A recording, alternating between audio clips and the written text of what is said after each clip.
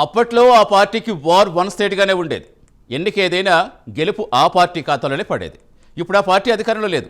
అపజయాల పరంపర కొనసాగుతోంది. ఇక త్వరలో గ్రేటర్ హైదరాబాద్ ఎన్నికలు వస్తున్నాయి. మరి గ్రేటర్లో పట్టున్న ఆ పార్టీ ఎన్నికలు ఏ విధంగా ఎదుర్కోబోతుంది? 3 కార్పొరేషన్స్లో గెలిచేందుకు ఎలాంటి వ్యూహాలు రచిస్తోంది?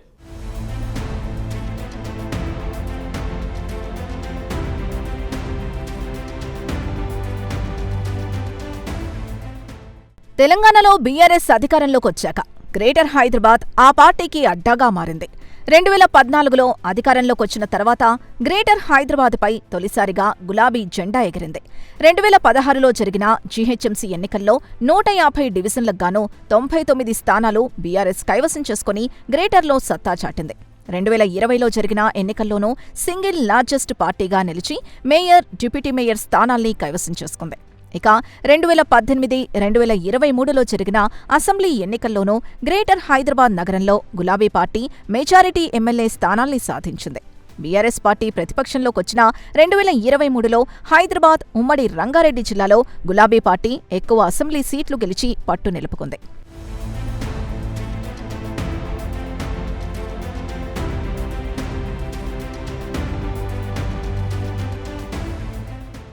ఇక త్వరలోనే గ్రేటర్ హైదరాబాద్ నగరంలో మున్సిపల్ కార్పొరేషన్ ఎన్నికలు జరిగే ఛాన్స్ ఉంది.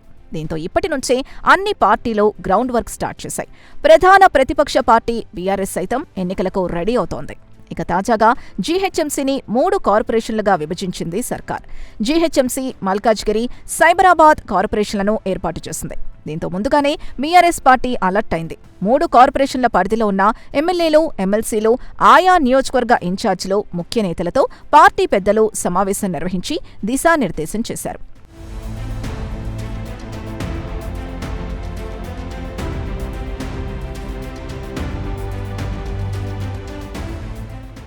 ఇకపోతే 3 కార్పొరేషన్లలో గులాబీ జెండా ఎగురవేయడమే లక్ష్యంగా పార్టీ వర్కింగ్ ప్రెసిడెంట్ కేటీఆర్ ప్రణాళికలు రచిస్తున్నారు.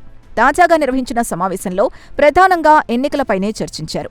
మూసీ పరివాహక ప్రాంతంలో నిర్వాసితుల సమస్యలపై ఫైట్ చేయాలని కేటీఆర్ నేతలకు దిశానిర్దేశం చేశారు. కేటీఆర్ సైతం మూసీ నిర్వాసితులతో కలిసి పాదయాత్ర చేశారు. 3 కార్పొరేషన్లలో ఉన్న పారిశుద్ధ్య సమస్యలు, మౌలిక సమస్యలు హైలైట్ చేసేలా కార్యాచరణ ఉండాలని కేటీఆర్ నేతలకు చెప్పారు. ఇక గ్రేటర్ 3 కార్పొరేషన్లకు పార్టీ తరపున ఇన్ఛార్జీలను నియమించారు. జీహెచ్ఎంసీకి ఎమ్మెల్సీ దాసోజు శ్రవణ్, మాజీ ఎమ్మెల్సీ కర్నె ప్రభాకర్, మల్కాజ్గిరికి ఎమ్మెల్సీ శంభీపూర్ రాజు, సైబరాబాద్కు ఎమ్మెల్సీ పోచంపల్లి శ్రీనివాసరెడ్డికి ఎన్నికల ఇన్ఛార్జ్ బాధ్యతలు అప్పగించారు.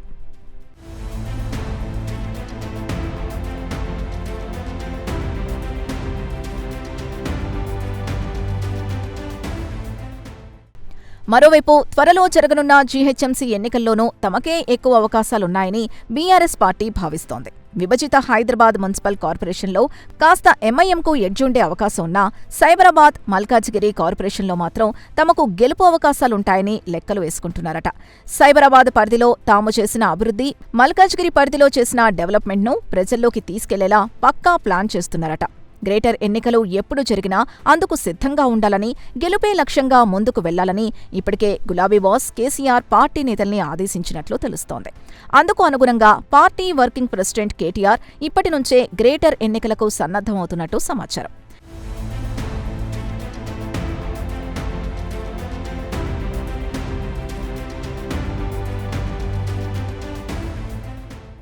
ఇదిలా ఉంటే గ్రేటర్ పరిధిలో బీఆర్ఎస్ నుంచి గెలిచిన Khairatabad MLA Danam Nagender, Serilingampally MLA Arekapudi Gandhi, Rajendranagar MLA Prakash Goud Congress పార్టీలో చేరారు. పటాన్చెరు ఎమ్మెల్యే గూడెం మహిపాల్ రెడ్డి కాంగ్రెస్ పార్టీలో చేరినా మున్సిపల్ ఎన్నికల్లో తిరిగి బీఆర్ఎస్ పార్టీకి దగ్గరయ్యారు. దీంతో ఎమ్మెల్యేలు పార్టీ మారిన అసెంబ్లీ నియోజకవర్గాలతో పాటు ఎమ్మెల్యేలున్న నియోజకవర్గాల్లో మెజారిటీ కార్పొరేటర్లు గెలిచే విధంగా వ్యూహాలు రచిస్తున్నారు. ముఖ్యంగా వివిధ పార్టీలోని అసంతృప్తుల్ని గులాబీ పార్టీలోకొచ్చేలా కృషి చేయాలని పార్టీ నేతలకు దిశానిర్దేశం చేస్తున్నారు.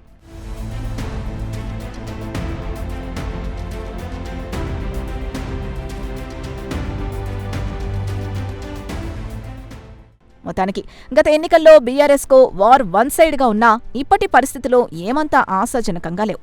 ఒకవైపు అధికారంలో ఉన్న కాంగ్రెస్, మరోవైపు గ్రేటర్లో బలంగా ఉన్న బీజేపీని తట్టుకొని నిలబడాలంటే బీఆర్ఎస్ నేతలు చెమటోడ్చాల్సిందే. దీంతో గ్రేటర్ హైదరాబాద్లో ఉన్న 3 కార్పొరేషన్లలో బీఆర్ఎస్ పార్టీ వ్యూహాలు ఏ మేరకు ఫలిస్తాయో చూడాలి.